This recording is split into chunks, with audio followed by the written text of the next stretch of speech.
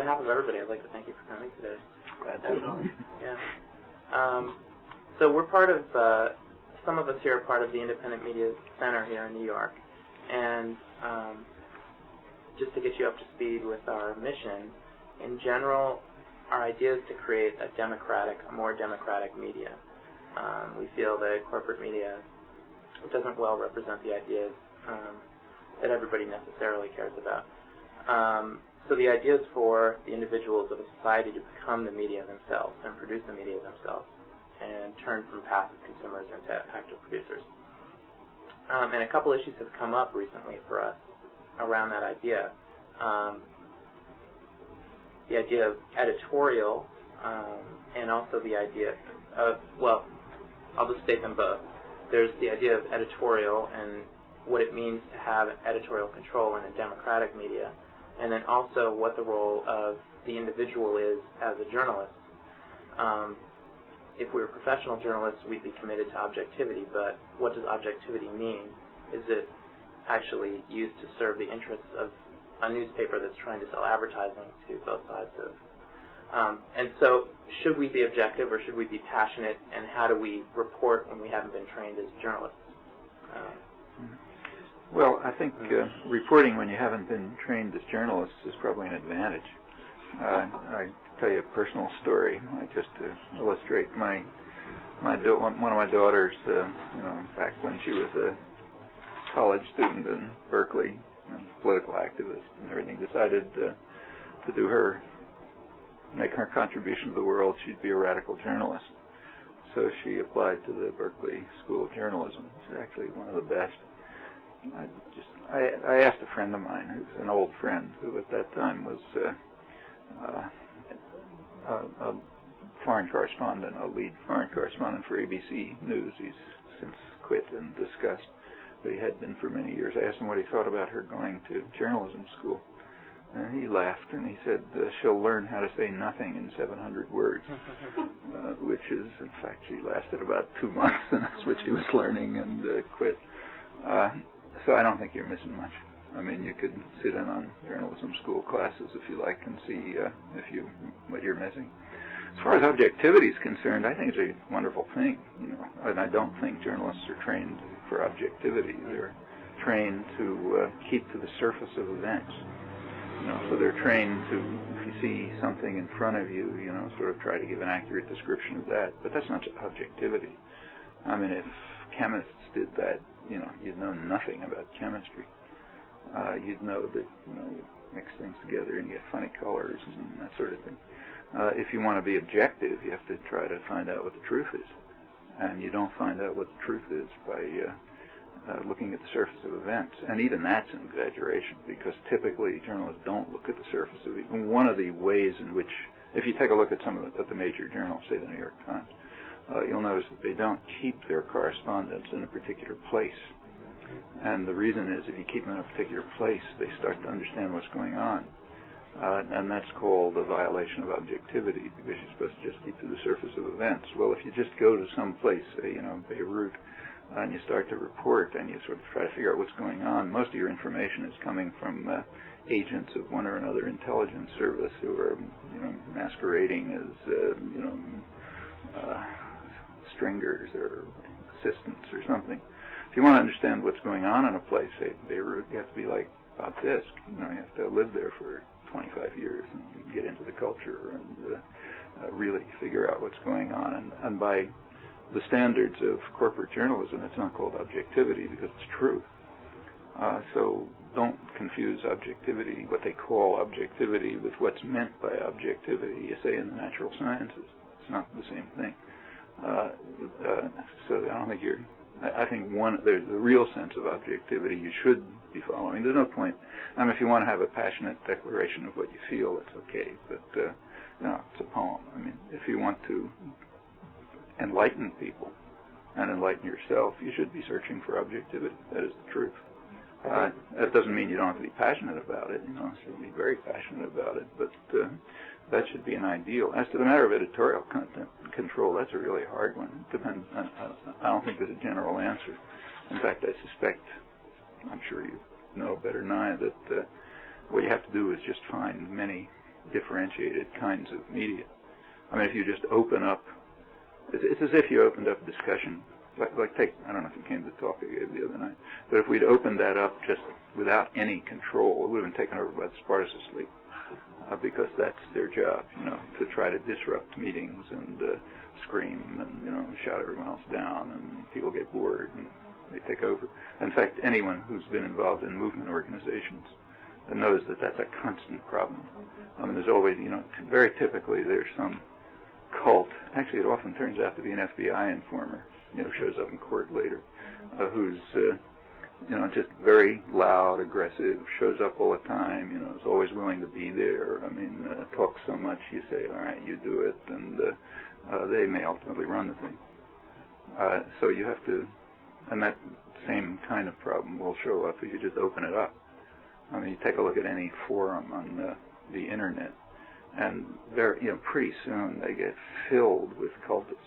I mean, people who have nothing to do except push their particular form of fanaticism, whatever it may be right, may be wrong, but they're, they'll take it over, and other people who would like to participate but can't compete with that kind of intense fanaticism, or people who just aren't that confident.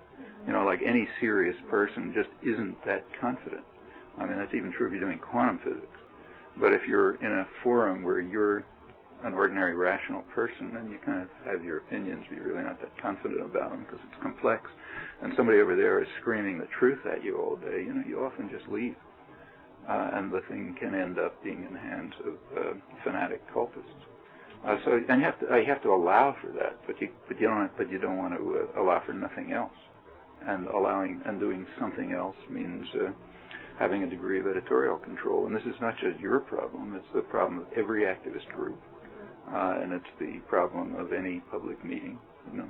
I mean, this is just the world. You've got to be able to ready to deal with that. Did you want to ask him about? I don't know if you ever had that in dollars and cents, maybe not, but it's very standard. In fact, back, we had to learn back in the 60s, when groups like Resist were getting formed, how to detect the government informers.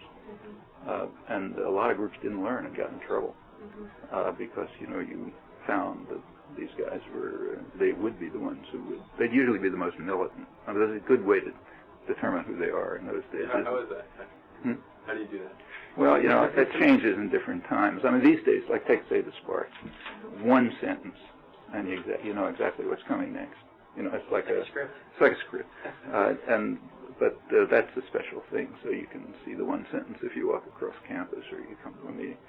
With regard to government informers, particularly if you're involved in anything that's kind of a little on the edge, like resistance, for example, when that was a serious issue, the informers were usually the people who were screaming off the cops, and looking like a kind of a caricature of a hippie, bandana and clothes and sort of thing, and very militant usually.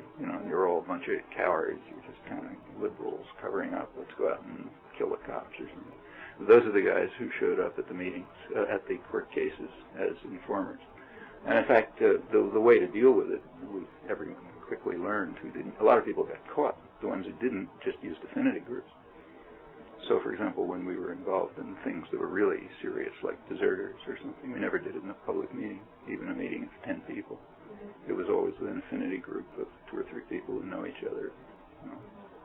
Then maybe give a general report to the general group. Yeah, I think people are rediscovering Brian Glick's book, The War at Home, by Southern Press. And the resource for how to deal with the COINTELPRO.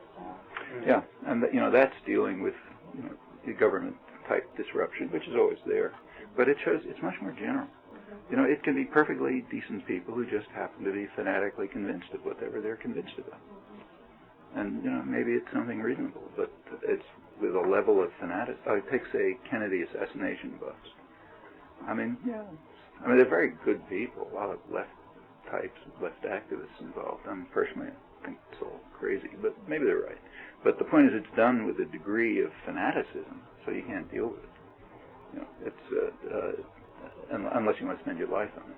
If you don't want to spend your life on it, you tell them, all right, you do your thing, I'll do my thing.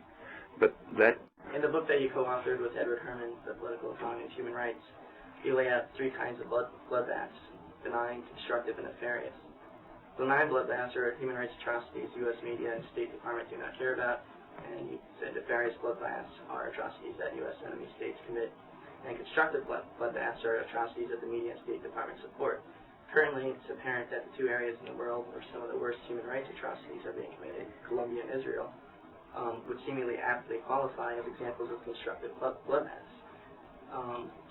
Basically, the U.S. media has reported that we are dutifully supporting Israel in its brave defense from Arafat's conspiracy to carry out some violent uprising or something in Colombia, that we are fighting the drug war right at its source. As is often the case, reality seems to differ from the pretenses of the corporate media. What are the real reasons why these bloodbaths are constructive? In the overseas press, can we actually find reporting and analysis that does not assume State Department positions with that question? Well, you'd be very unlikely to find anything much in the corporate media because, it'd be surprising for them to depart from the interests of, the owners, the advertisers, the state that they're closely linked to, the kind of intellectuals who are part of the system of support for ideology. Of course, they're not going to stray from that. I mean, you find, you get evidence which is inconsistent with what they're describing, with the position they're taking, but not any articulated version of it. In those 2 cases that you mentioned, I think we should recognize that in the Israel case, it's what the British press calls a slow massacre. It's not a bloodbath. It's very carefully, finely tuned, so that it, in fact, they tell you, the Israeli army says, not in English, but in Hebrew press, that they want to keep the number of deaths below a certain level, because if it gets above a certain level, people start to make a fuss and so on. On the other hand, the number of wounded, which is a much more striking figure, that's allowed to get as high as it wants. And the wounded may die 2 days later, but nobody will call that a death. The reason it's a slow massacre is for the same reason that the policy, and this is a U.S. policy, it's not it, is a slow transfer. They would like to, what they'd like to do is get rid of the Palestinian population, but they know they can't really do that straight. So the policy, which is sometimes called, in fact, slow transfer, set up conditions under which they're just going to leave. Because, or at least the more educated and active ones who have a chance to leave will leave. And in fact, that's been happening over the years. There's plenty of Palestinians here, for that matter, or in Canada and so on. They're more educated because they just can't take it anymore. So the idea is to set up conditions. In fact, they're pretty frank about it. It's one of the high government ministers who's now, actually, he's now temporary foreign minister. He's Minister of Security, actually. He's an academic and had a book published in Hebrew about a year ago in which he pointed out that the goal is what he called a system of permanent neo-colonialist dependence, which is incidentally supported by the Israeli business community. They're the ones who have been most active for years in supporting a Palestinian state. It goes back even before the mainstream was talking about it. And from their point of view, it makes good sense. Just like it makes good sense for the American U.S. business community to have Mexico be a state where you can put cheap, maquiladoras on the border, and great for you, and so on. And that's what they'd like to do. They'd like to have conditions. They have like the totally under control dependence, so they never develop any independent economy. And either people leave, which is optimal, or if they stay, they can become, assembly workers in some free industrial zone in which Israelis and Palestinians, incidentally, will make plenty of money. So there's rich Palestinians who are delighted with this, just like the rich Mexicans delighted with it. In fact, they can also very frankly talk about using it for strike breaking. So right now, for example, there has been an effort at privatizing the ports. In fact, privatizing everything. Israel's kind of like a reflection of the United States. So they want to, and the work, there had been it's declining, but there had been a pretty organized workforce, and they're fighting because with privatization, so they don't want it, and they're striking. Well, if the industrialists had an alternative port, they could break the strike. The alternative ports that are around are either too far away or in countries that they don't have close relations to, like Lebanon or something. But if they had a port in Gaza, it would be terrific. You know? So they'd love to have a port in Gaza in an independent Palestinian state, which is about as independent as, you know, Transkei or something. Yeah, something like that. And then, but see, no, they want even more independent than that. So it's a separate state. They don't have to worry about. Don't forget, Russia supported Ukraine. In fact, Russia was one of those curious empires that subsidized the colonies. In fact, they were richer than Russia. You take a look around the periphery of Russia, the countries around it were richer than Russia was because they were trying to shut them up by subsidizing them. And they don't want that. You know, they want them to be a real kind of neo-colonial dependency, but then you can use it for things like that. So bloodbath isn't exactly the right word in that case. It's, you know, insidious, but something different. The U.S. interest? What's the constructive interest for them? The U.S. interest is, you know, I mean, the U.S. basic interest is oil. The U.S. took over a system that the British had established. I mean, the British used to run this place. You know, as soon as oil was discovered, and I mean, the British were interested for other reasons at first, because of passage to India and that sort of thing. But by the 1920s, by around the First World War, it became clear that the world's shifting to an oil-based economy, and that's where most of the oil is. In fact, permanently, as far as anybody knows, until it runs out. Now, there's other oil elsewhere, but nothing like the Gulf region, Iraq, and so on. That's the heart of the oil-producing system for the foreseeable future. In the 1920s, the United States, it was mostly France and Britain, and they kind of divided it up. But, you know, the United States wasn't a big actor in world affairs, but big enough to do things that were important, like it kicked the British. Woodrow Wilson kicked the British out of Venezuela, just kicked them out in 1920 because Venezuela was a big oil producer, and it's the Monroe Doctrine. We'd take it over. In the Middle East, the U.S. was powerful enough to get a piece of the action there. There was a so-called Red Line Agreement, which divided, 1928, divided up Middle East oil resources between Britain, France, and the United States. During the Second World War, there was a mini-war going on between Britain and the United States over who was going to keep control over Saudi Arabia. And it was pretty bitter, in fact. It wasn't only there, but the United States, of course, won. You know. In 1945, the U.S. simply kicked France out on the legal grounds invented by some State Department lawyer that France was an enemy state because it had been occupied by the Germans.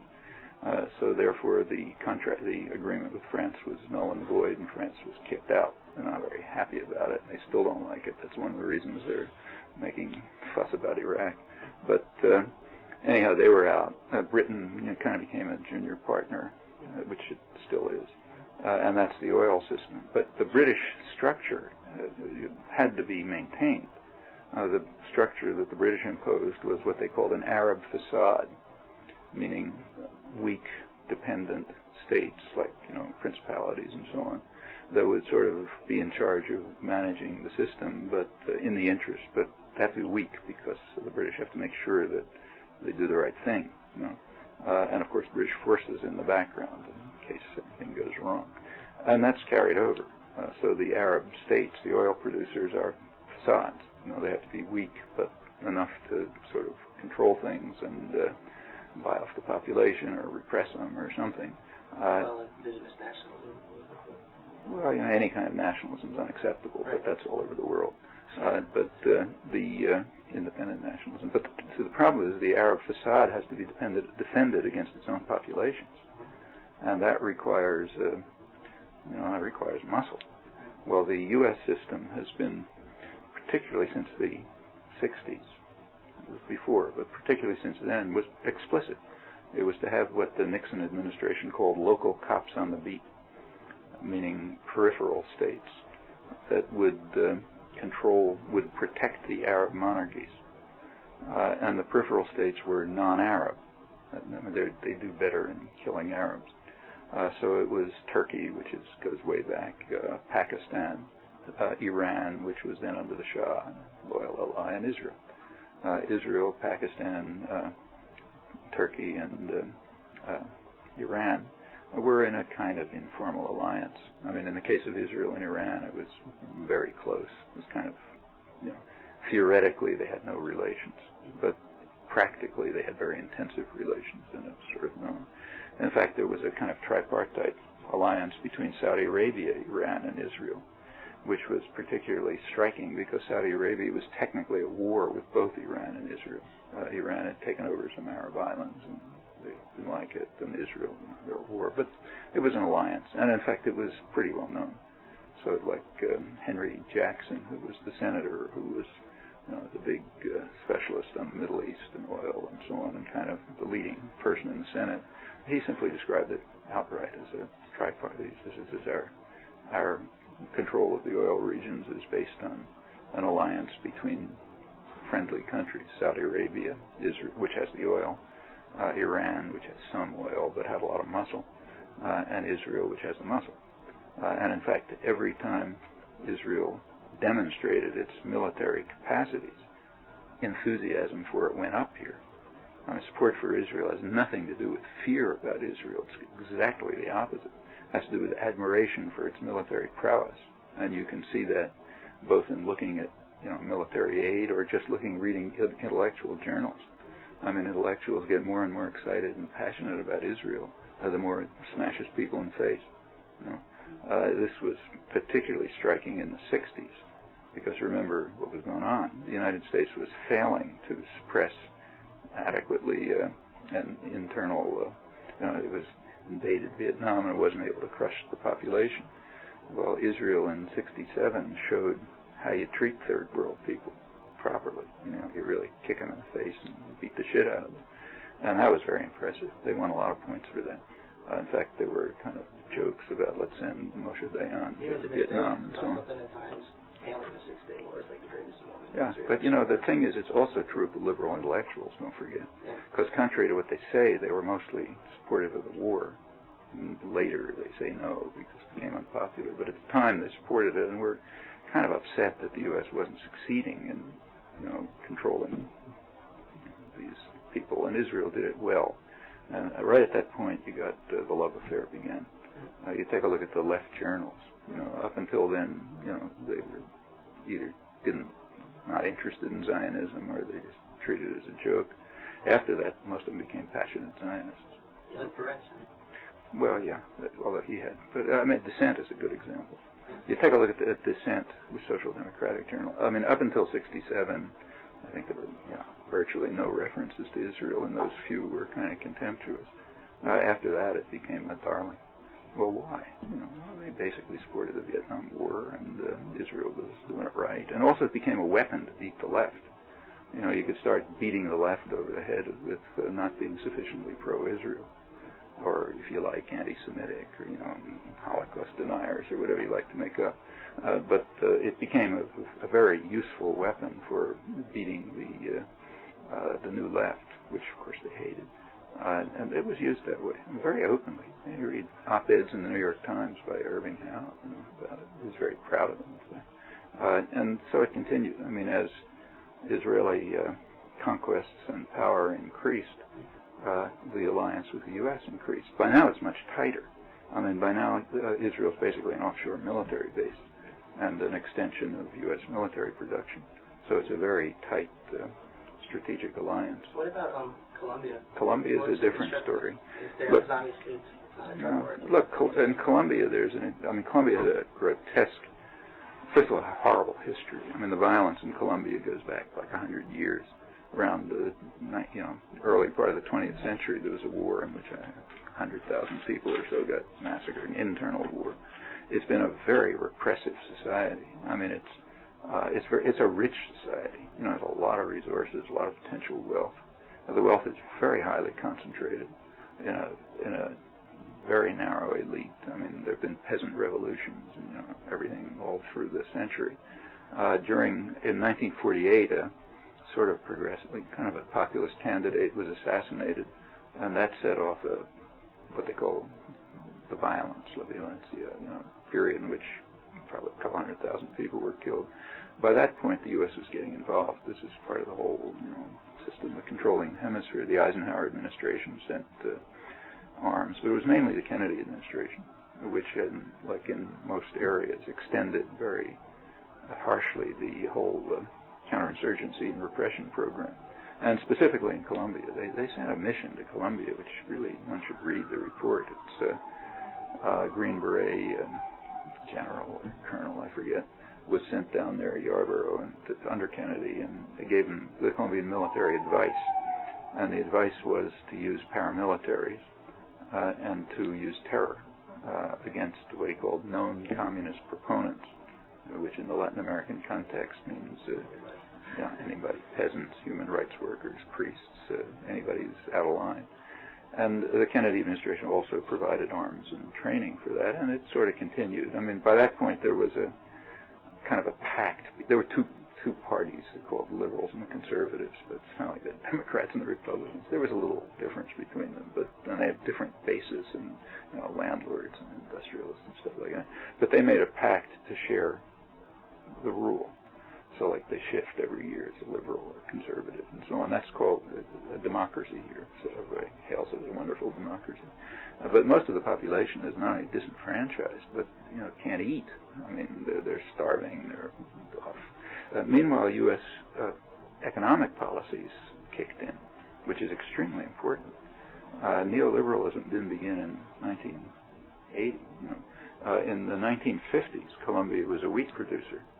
And that was undercut by U.S. Food for Peace program. The Food for Peace program kind of sounds nice, but what it was, in fact, was a subsidy from U.S. taxpayers to U.S. agribusiness to provide support for third world dictators. Sounds like the Food for Oil program. No, it's not quite like that. It's a little different. This was supposed to be a very benevolent program of giving food to starving people and that sort of thing. But if you really look at the mechanisms, I mean, of course, it's a taxpayer subsidy, the agribusiness. That's where's the food come from?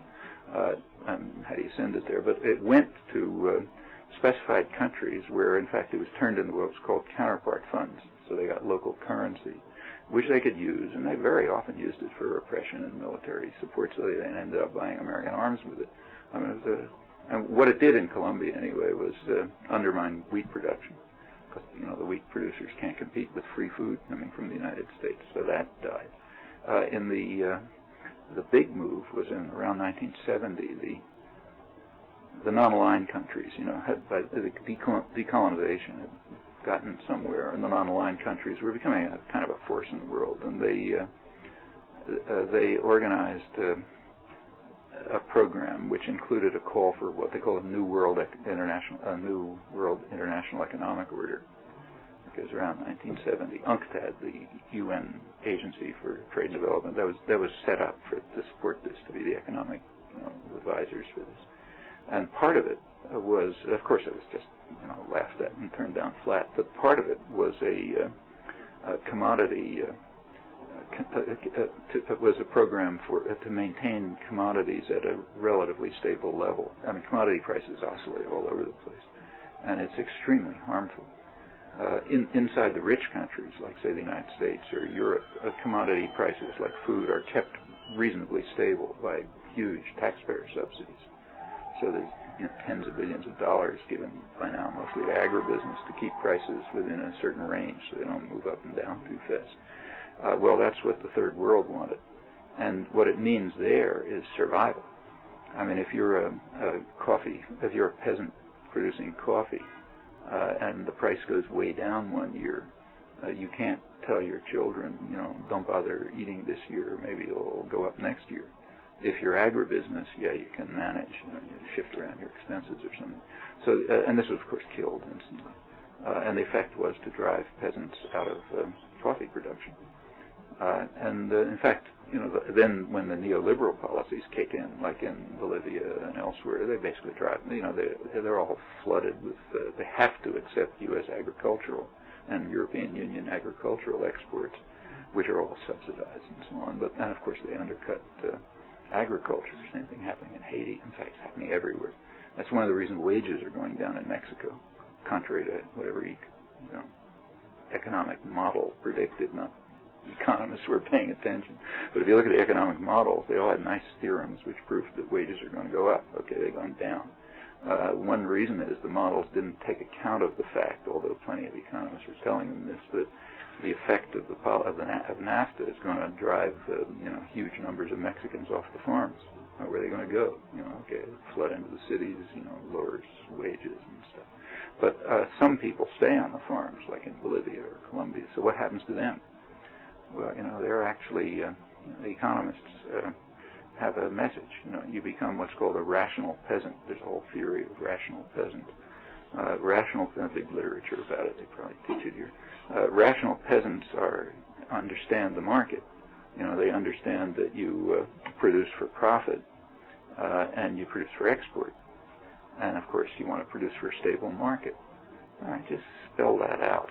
You produce for export, for profit, for a stable market. What does that spell? That spells coca. So they were driven to drug production. That's a consequence of the neoliberal policy. Probably the reason the whole Andes is blowing up. And then, of course, when they do that, then you come in and you kill them. So anyway, this all interacted with the ongoing peasant uprisings and guerrilla movements and so on, which go way back. And by now, the insurgency is out of control. I mean, FARC is the main guerrilla movement is very big. It's all over the place. It runs a large part of the country. You can argue about what it is, but officially it has a kind of a social democratic program, which is nice enough to scare the daylights out of the Colombian business community in the United States. So you naturally kick in with a counterinsurgency program, and since you can't blame it on the Russians anymore, it's drugs. It can't be a drug program. I mean, if it was a drug program, you wouldn't do it this way. Especially when the military apparently is more involved with drugs. The military is involved in narco trafficking. Even the American Army is. I mean, just last year they had to pull out the colonel who was running the U.S. Counterinsurgency program there because his wife was caught narco trafficking and he ended up in jail or something like this. I mean, you just can't be in the elite in that system unless you're pretty unusual and not be part of this. The military's in it. The paramilitaries are in control of a large part of it. Furthermore, the program is not even designed to do anything about drugs. I mean, the peasants in the drug-producing areas, and indeed FARC, the leadership, are saying, look, we'd prefer to do alternative crops, but we need some support. The only thing we can make money on is drugs.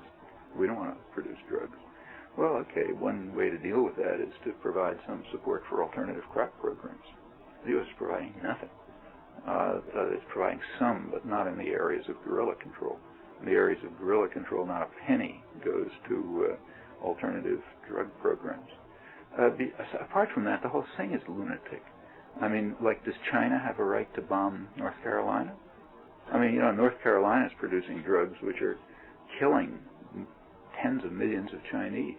Does that give them a right to bomb North Carolina? Well, why not? Like if we have a right to bomb Colombia, why don't they have a right to bomb North Carolina? The whole thing is so outlandish, you can't even discuss it. And in fact, furthermore, just to finish the story off, it is just not even controversial that the drug problem is here and that there's a way to deal with it, namely treatment. I mean, there are studies, government-funded studies. Rand Corporation did a big study, which everyone quotes, in which they found that if you compare the cost, just plain cost-effectiveness of various approaches, treatment and prevention is, I think, like 25 times as cost-effective as out-of-country efforts, like, trying to destroy them. In fact, it's about 7 times as effective as police work and, 10 times as effective as border interdiction. Well, how much money in these new plans is going into that? Answer, nothing.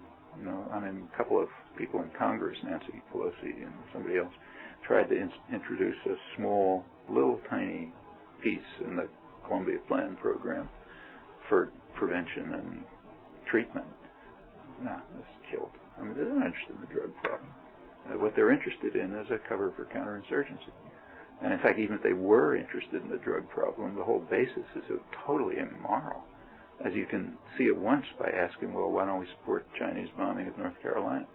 Now, if the media... The other question I wanted to ask you about was turning to the East. Perhaps one of the clearest examples that Edward Herman and you laid out in Manufacturing Consent, where you both laid out the propaganda model, was a tragic story of East Timor.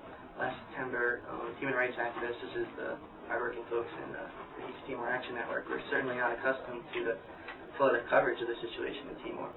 The U.S. media particularly harped on a theme of the anarchic conditions in East Timor, even though that the British and Australian press revealed that the post-referendum attacks were planned in advance. They are highly organized and orchestrated with high level of knowledge and awareness. Nevertheless, even with this and many other voids in the coverage of September's events, one could be misled into thinking of East Timor's people as being now worthy victims of the attention. How would you explain to someone with this impression that despite the media attention last September, East Timor's people were still far from being worthy victims? Well, first of all, the atrocities in East Timor go back to 1975, and the U.S. is up to its neck in them. It's primarily U.S. and British atrocities. And nothing changed in 1988 and 1999. In late 1998, commandos, Special Forces commandos, who are noted for their brutality, trained and armed by the United States and Britain, entered East Timor along with thousands of Indonesian soldiers to carry out what was called Operation Clean Sweep. It was a mass terror and intimidation operation that started in November 1998, picked up steam early in 1999, and it was aimed at making sure that if there ever was a referendum, that people wouldn't vote for independence. American intelligence knew all about this. The U.S. government knew all about it. In fact, I knew about it just reading the Australian press. It wasn't hard not to know. The American correspondents, if they wanted to know, they could have known. It was, like you said, this is early 1999. This is not post-referendum atrocities. This is where everyone's screaming about Kosovo. It was much worse than anything going on there. And the U.S. kept supporting it. Britain kept supporting it. In fact, the U.S. kept supporting it right to the end. Into September, the referendum did take, as you said, the generals were making it very plain that if the population voted the wrong way, they're just going to finish them off. It was known, you didn't have to speculate about it. Meanwhile, the U.S. position was, quote, it is their responsibility and we don't want to take it away from them. In fact, the U.S. had joint military operations with Indonesia we ended up in August 25th. Iron Balance program was 1998. That was a secret, illegal program that Clinton was running to train Indonesian officers, including Kopassus commandos, in violation of congressional legislation. And that was reported in England and Canada. It still hasn't made the press here. That's 1998. 1999, right up August 1999, there were joint military exercises with in fact, for human rights, they were called. That was 5 days before the referendum. Okay, referendum took place. Population amazingly voted for independence. Tremendous courage. The army did exactly what it said it was going to do. Within a week or two, it had driven out about 85% of the population, destroyed 70% of the country. About 250,000 were driven into Indonesia. Most of them are still there, incidentally. The U.S. won't do anything to get them out. By that point, there was mounting pressure. There was pressure from Congress, there was pressure from the church, there was pressure from activists, there was tremendous Australian pressure. The Australians were really getting upset. Not the government, but the population was getting really upset. Finally, in September, at an APEC meeting in New Zealand on September 10th approximately, Clinton finally shifted sides. He said, okay, he basically told the generals to get out. Within a day, they were out. Well, it was mostly done, and they had said they're never going to leave. They were going to resist any intervention. As soon as they got the word from the United States that it should stop, literally within 2 days they started withdrawing, which shows you how much latent power there was. Then after they withdrew, an Australian-led UN contingent came in. By then it was over. They should have gone in. I think it's a good thing, but it's not an intervention. It's not. Now, as far as the media were concerned, by then you could sort of cast it as actually, to be precise, even before these atrocities, before the U.S. shifted, the media were already beginning to cover it. So you could get stories in the New York Times and op-eds about these horrible atrocities going on. It was pretty hard to. Yes, there were a lot of people there. Remember, the referendum was covered. Tons of people. The UN-run referendum. So by September, there were beginning to be coverage and even criticism of the government. Like the New York Times ran one very strong op-ed. by John Versa, his name is. He's an Indonesia historian who was a UN observer, who wrote a very bitter editorial denouncing the Clinton administration, op-ed a couple of days before they shifted, and protests were getting places. But it's, it's after the atrocities, basically. And the U.S. position remained early September, their responsibility, we don't want to take it away from them. And in fact, the British were sending Hawk jets even after the UN force landed. I mean, they didn't cancel. And now it's back to disaster. And of course, you had Anthony Lewis saying that the U.S. shouldn't have looked the other way when, of course, they are looking right at it all 25 years. Yeah, but that was it wasn't just Anthony Lewis, everybody else as well. Mm-hmm. I mean, take your senator from New York, for example. Moynihan has got primary responsibility for this. And he explains it in his memoirs, which were written in 1978. Nobody could miss it. In his memoirs in 1978, he was UN ambassador. He says something like this. He said, the State Department wanted things to turn out as they did. I was given the responsibility of rendering the United Nations ineffective in anything it might do, and I carried that out with no considerable success. I was proud of it. He then says, well, within a few weeks, about 60,000 people were killed, and then goes on to the next topic. And he's very proud of it. In fact, there was a UN Security Council did order the Indonesians out, and they couldn't get anywhere because the U.S. wanted it to turn out as he did, just like he said. This has been in the literature for 22 years. It's kind of like hard to miss. I mean, I've been quoting it for 22 years. Try to find a reference. Yeah. Like the Times Magazine had a...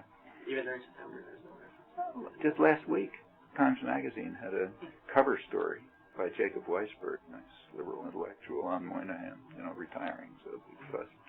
And it talks about what a wonderful guy he is, and they even describes him at the UN. He says he's consistent supporter of liberal internationalism and international law and so on. Yeah, like ensuring that the Security Council resolution wouldn't work and that Indonesia would be able to kill off a third of the population.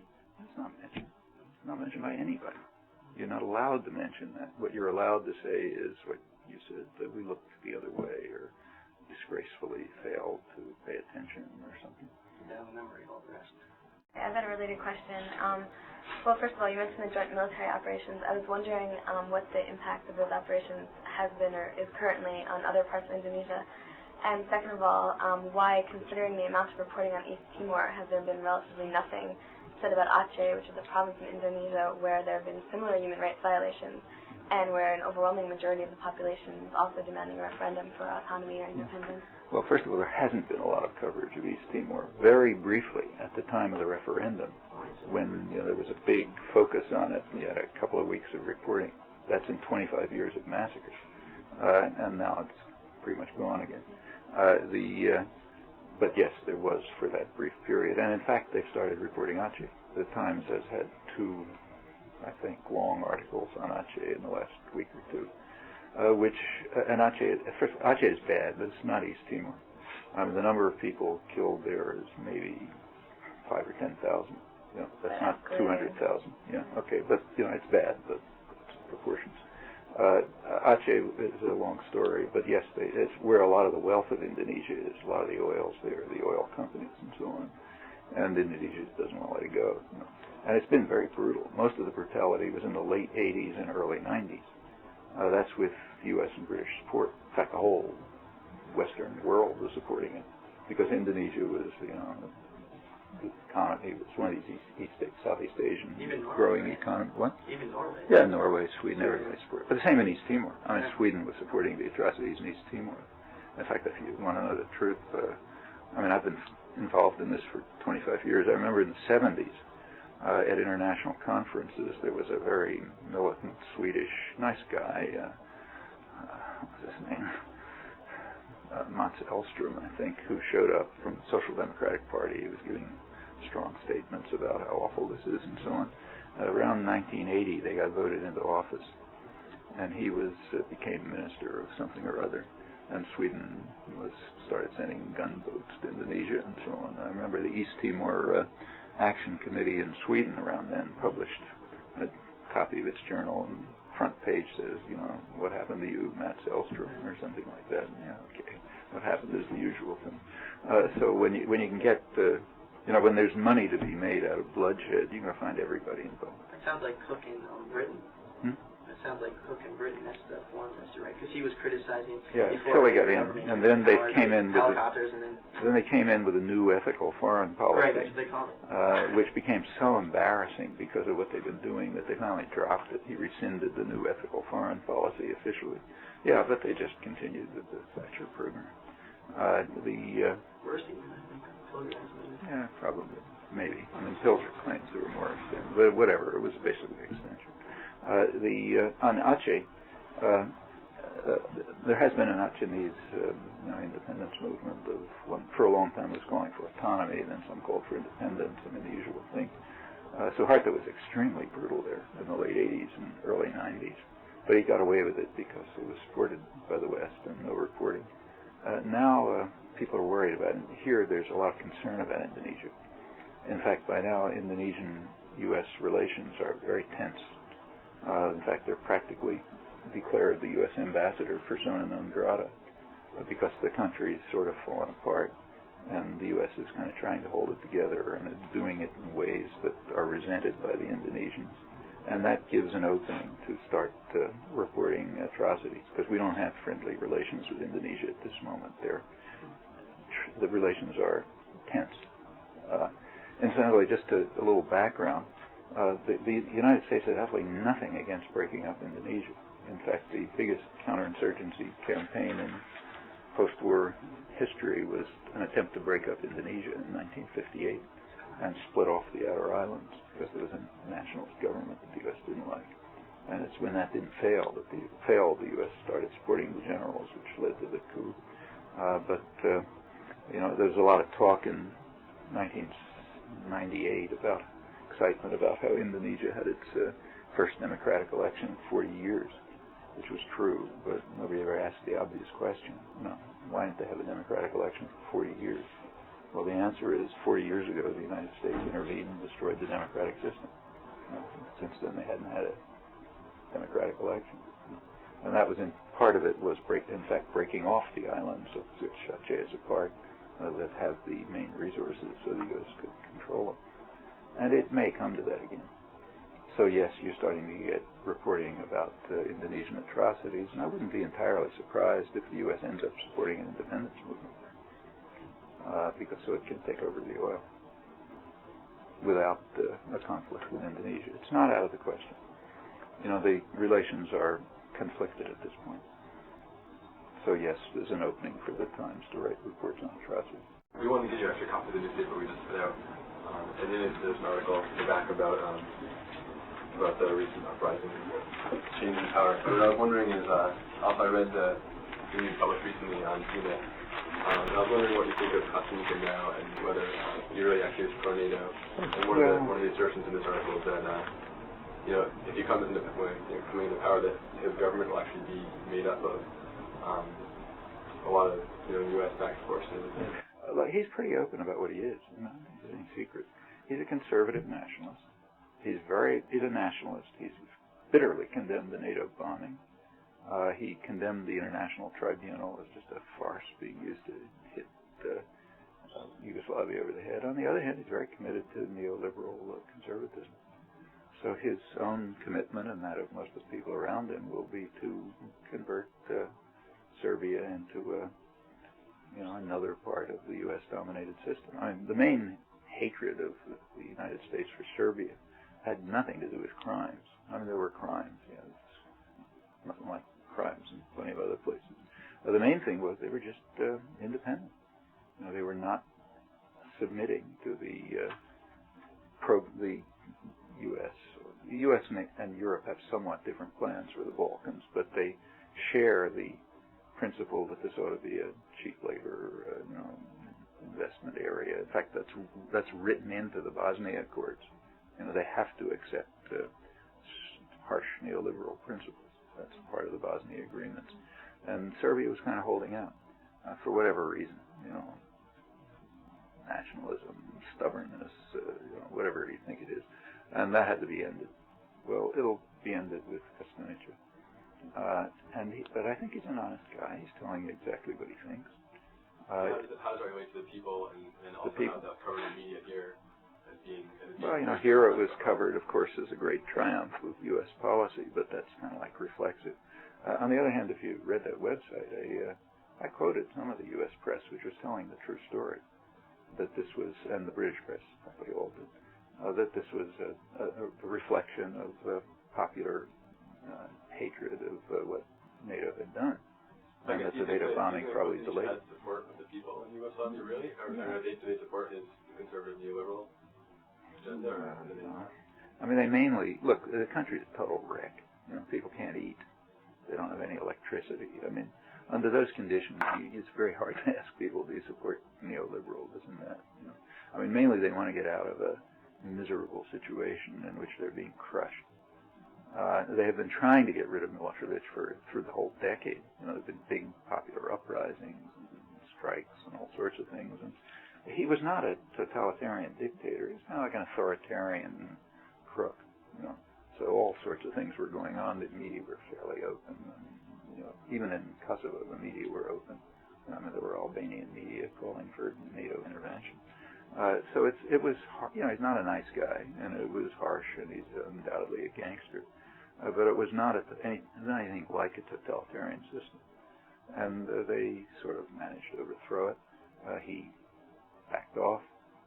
They got him out of their hair, which I'm sure the majority of the population is happy about. They now have these very harsh sanctions still. And, the NATO bombing was aimed at the civilian society. It wasn't aimed at the Serbian military. It's what we call war crimes when other people do it. It was aimed directly at the civilian society and erected. And they're suffering from it. In fact, the whole region's suffering from it. The Danube was closed. There's pollution all over the place and so on. And they would like to get out of it. Now, the West is going to let them get out of it only the way it lets Haiti get out of it. Accept very harsh neoliberal programs of a kind that are guaranteed to block development. Just for the record, there is not a single developed rich country that ever even came close to using those programs. I mean, like you can tell them, but the gap between economic theory and economic history is like night and day. Economic theory is diametrically opposed to the entire economic history, dramatically. Just to finish, I have to go. Let me tell you a personal anecdote since I started with. Once, there was a friend who, Julie Shore, was a woman who was an economist, was at Harvard. He was there. She was their gesture towards feminism and radicalism or something. I guess it was best to incorporate in a single person. So she was a young faculty member for some time, not any longer. And when she was there, she was running, the latest faculty member does all the dirty work. She was running the graduate seminar. So she invited her friends like me to come give graduate seminars every time I've ever done that. And I asked her what she wanted me to talk about. I said, anything about economics. So she said, anything you like. So I came in and the talk was basically this. I said, look, I have a thesis which is so obviously ridiculous that I'd like you to show me what's wrong, because I don't see what's wrong. And the thesis was this. They said if in, say, physics or chemistry or in the hard sciences, people have theories, and they know the theories aren't exactly right. The world's too complex. They're idealizing and so on, but they expect them to have some relation to the truth, like occasionally predict something. And I said, the thesis is that there's one field which doesn't keep to this principle, namely economics. That is, the theories are universally refuted dramatically, and nobody cares. And the example that I gave was the development theory that they tout, all their big guys, that the way to develop is through free trade and liberalization and privatization and so on. And then the rest of the talk I just ran quickly through economic history, not controversial stuff. You go from England to the United States, to Germany, to France, to Italy, Japan, the East Asian countries. Every single one of them radically violated it. And to make it more dramatic, they imposed harsh neoliberal, what we call neoliberal principles, market principles, on the rest of the world. And they de-developed it. You know, like India particularly was a major industrial commercial center. It was compelled to adopt free market principles. It turned into a poor agricultural society, and Britain developed. But it didn't adopt those principles. And this just goes on and on. You know, Egypt, just everywhere. I mean, the first world and the third world were more or less the same about 250 years ago. One of them liberalized by force, that it rammed down its throat. The other didn't. It used the state-centered development and, you know, all this kind of business. And, yeah, you get the difference, the rich and the poor. So I said, well, that seems to be economic history. I mean, how come you've got this theory that totally is refuted? People thought about it, kind of thought it was kind of amusing, and then we went on to some other discussion. I mean, nobody thought it was particularly